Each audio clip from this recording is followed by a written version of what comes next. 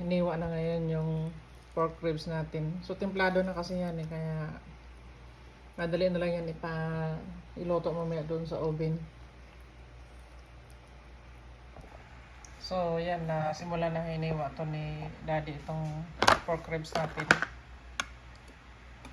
Templado na ito kaya madali na lang iluto mamaya sa oven.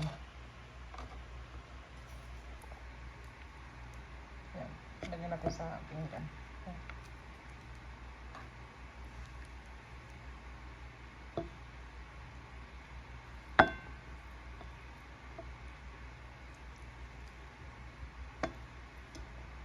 Bali, 4 na hiwa siya. So, dito natin lutuin sa microwave yan ng ilang minutes, Daddy? Isirado mo naman. 10 minutes. Wala. So, 8:45 na 8:46 ng gabi dito. So, good to cook na pala yan. Kasi templado na. So, bali 10 minutes yan. Nagsaing na rin ako. Kakain ako ng kanin. Tapos, ang ulamin ko itlog tsaka hotdog.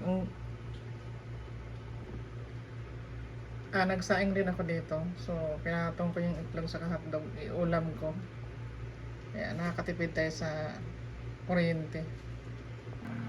So, yan. Mabango yung pork ribs natin. Wow. So, tingnan mo, mahal ko, parang nag-ano siya. Ayan na. Nako, gustong-gusto ng mga bata yan. Tapos mainit yung kanin. Oh, hinahinay lang kasi ano yan. Ayan. Sige na, dahan-dahan mo dito.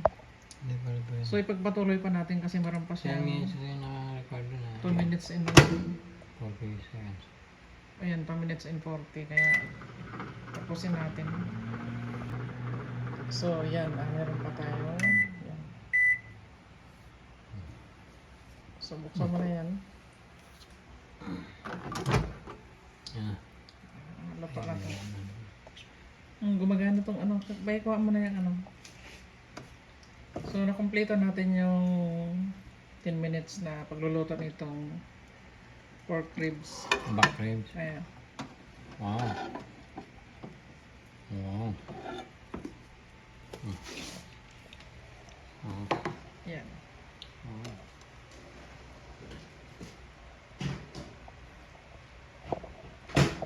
So, yan guys. Walang fats yan kasi ano yan eh.